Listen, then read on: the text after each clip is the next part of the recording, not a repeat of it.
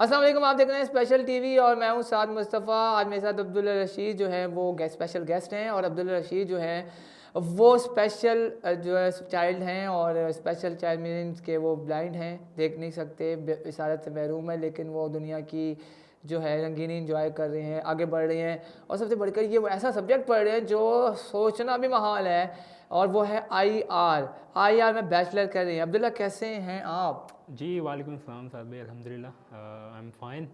इतना मुश्किल सब्जेक्ट रख लिया, किसने कहा था? ये बस यार मेरी अपनी एक थिंकिंग थी और शुरू से मेरा शौक़ था कि मैं इस फील्ड में आऊँ और शुरू से मेरा इंटरेस्ट डेवलप हो गया था। 8-9 की मैं अगर बात करूँ तो मेरा उस वक्त प्लान था कि मैं पॉलिटिकल साइंस पढ़ूँगा और उसके बाद से फिर पॉलिटिकल साइंस मेरे एक दो दोस्तों ने पढ़ा, उन्होंने बताया कि थोड़ा एक स्टैगनेंट सब्जेक्ट है, थोड़ा बोरिंग।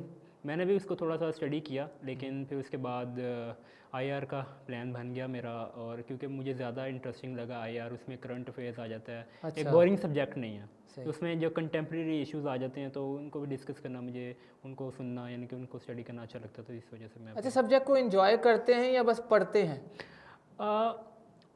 साथ ही बात यह है कि मैंने कभी यानी कि स्पेसिफिक जो होते हैं ना मटेरियल, वो मैंने कभी यूज़ नहीं किया। अच्छा। यानी कि मैं हमेशा से जो है ना कंटेंट वहाँ से लेता हूँ जो करंटली चल रहा हो। ओके, ठीक है। यानी आप रिसर्च बेस्ड जो है वो उस पर बिलीव करते हैं। अच्छा अब्दुल्ला, पहले तो ये बताइए कि आपकी जो लाइफ जर्नी है वो कैसे स्टार्ट हुई, कैसे आप पले बढ़े, कितनी मुश्किलात का सामना करना पड़ा, घर वालों की कितनी सपोर्ट, ये सब बताएं। आईसाइट का मुझे यानी कि मैं, आप कह लें कि मैं पार्शियल ब्लाइंड था। उसके बाद से एक यानी कि ट्रेजेडी हुई, एक्सीडेंटली जो है वो जो वीएनसी वो लॉस हुई, और फिर इसके बाद मैंने एजेबी में एडमिशन लिया थी, जहाँ बेगम ट्रस्ट में, इंस्टीट्यूट फॉर द ब्लाइंड। वहाँ से फिर मैंने अपनी जो स्टडी करियर वहाँ से स्टार्ट किया, और मैट्रिकुलेशन ए प्लस ग्रेड था मेरा। ज़बरदस्त। और फिर गवर्नमेंट कॉलेज से मैंने इंटर किया, एफ़ए किया, और एफ़ए मैंने मुश्किल सब्जेक्ट्स वहाँ पे भी चूज़ किया, जैसे साइकोलॉजी, इकोनॉमिक्स और हिस्ट्री ऑफ पाकिस्तान, मैंने वहाँ पे सब्जेक्ट्स पढ़े। और अब यूसीबी में हूँ, यूसीबी से मैं इंटरनेशनल रिलेशंस कर रहा हूँ, 4th सेमेस्टर मेरा भी कंटिन्यू है। ज़बरदस्त। तो आप करंट अफेयर्स पढ़ रहे हैं, आईआर पढ़ रहे हैं, वेस्टर्न पॉलिटिक्स पढ़ रहे हैं, वेस्टर्न थॉट पढ़ रहे हैं, और पता नहीं इतने मुश्किल मुश्किल सब्जेक्ट्स और चीज़ें पढ़ रहे हैं, आप डाइजेस्ट हो जाती हैं?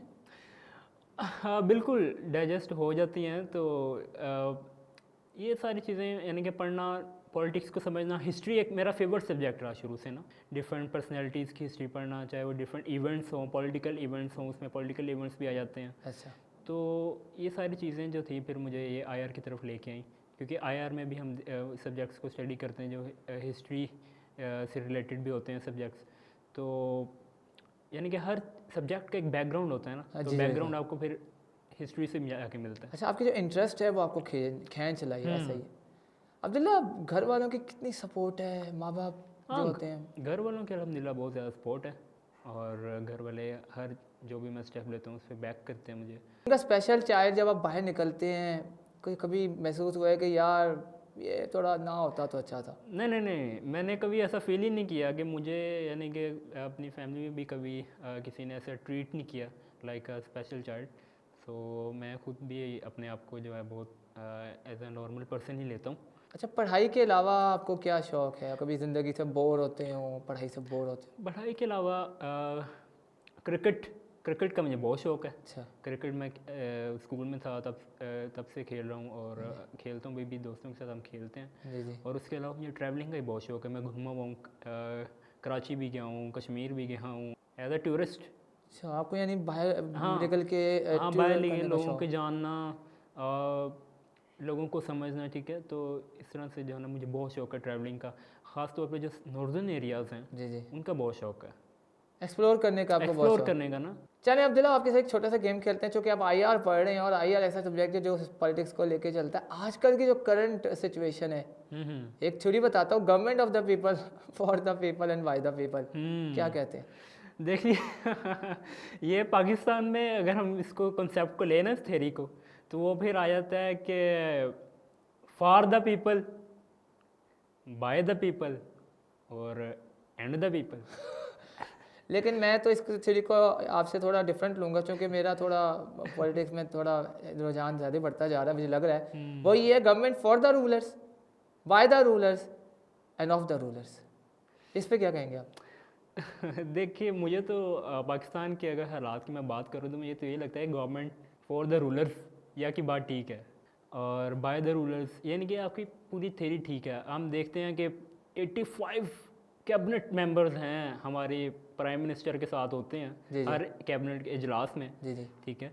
तो 85 इतनी बड़ी कैबिनेट, यानी कि दुनिया में अमेरिका जैसे जो मुल्क है उसकी उनके 16 मेंबर्स हैं, ठीक है। आप जितनी मर्ज़ी बड़ी जो है वो आप कंट्री उठा लें, ठीक है, आप उनके कैबिनेट मेंबर देखें और पाकिस्तान की चेक करें तो आपको पता चल जाएगा क्यों पैसे हमारे जो इकॉनमी है एक ट्रिपल इकॉनमी के साथ हमारे पास $1 अरब के लिए हम IMF के आगे भीख मांगने में मजबूर हैं। उन्होंने हमें घुटनों पे जो है वो ला के खड़ा किया। ये एक छोटा सा एक दो सवाल करेंगे, उसके बाद आप अपना एक मैसेज दीजिएगा। सबसे पहला सवाल ये कि बेनज़ीर या इमरान खान? I think Imran Khan.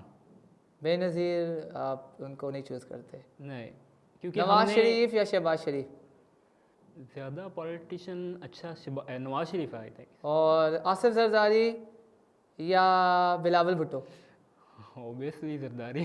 चले अब्दुल्ला, बहुत बहुत शुक्रिया। मैं बाकी मुझे थोड़ा सा चेक करना चाह रहा था, आपने मेरे हिसाब से लिखा, लेकिन एक बेनज़ीर जो है वो आपकी अपनी सपोर्ट है खान साहब के साथ, लेकिन बेनज़ीर जो है अपने वक्त की बहुत बड़ी लीडर है। बेनज़ीर क्योंकि अपने वक्त की हम जो है यंग जनरेशन है और हमने इमरान खान को सुना, इमरान खान को की बातें सुनी है, उन्हीं को फॉलो किया है, तो बेनज़ीर को हमने इतना फॉलो किया नहीं है। आपका मोटिवेशनल मैसेज आजकल के बच्चों के लिए जो स्टिग्मा का शिकार हो जाते हैं, जो बच्चे हर्ट हो जाते हैं, इन्फियोरिटी का कॉम्प्लेक्स हो जाते हैं, बीइंग ब्लाइंड, बीइंग डिसेबल, उनको क्या कहना चाहेंगे? देखिए, मेरा सबके लिए मैसेज ये है कि कोई भी इंसान जो है वो डिसेबल नहीं होता। हर इंसान जो है वो उसमें कोई ना कोई एबिलिटी ज़रूर होती है, ठीक है। वो स्टीफन हॉकिंग था, हाँ। उसको यानी कि उसका कोई भी जो बॉडी पार्ट था वो काम नहीं करता था, अच्छा अच्छा।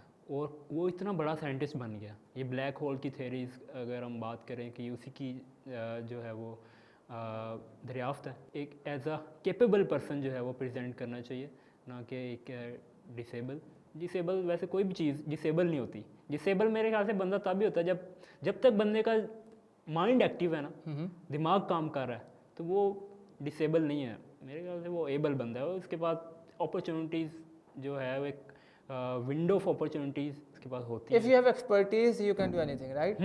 चलिए अब्दुल्ला, आपके वक्त का बहुत बहुत शुक्रिया। और ये मैं साद मुस्तफ़ा आपसे इजाज़त चाहता हूँ। और आज हमारे साथ अब्दुल्ला जो थे वो स्पेशल गेस्ट थे। अब्दुल्ला की बातें बहुत इंटरेस्टिंग हैं। उन्होंने जो लीडर है वो इमरान खान को चूज़ किया, और उसके साथ साथ उन्होंने कहा कि इस मुल्क में जो उनकी बातों से मुझे लगता है वो ये लगता है कि एवोल्यूशन आनी चाहिए, रेवोल्यूशन की बात हमें नहीं करनी चाहिए, एवोल्यूशन की बात करनी चाहिए। और एवोल्यूशन तब आएगी जब हम अपने आप को बदलेंगे, अपने रुझानात बदलेंगे, अपने जो अंदाज़ बयां है वो बदलेंगे और एक दूसरे को जगह देंगे। इसी के साथ मुस्तफ़ा को स्पेशल टीवी से इजाज़त दीजिए। अल्लाह हाफ़िज़।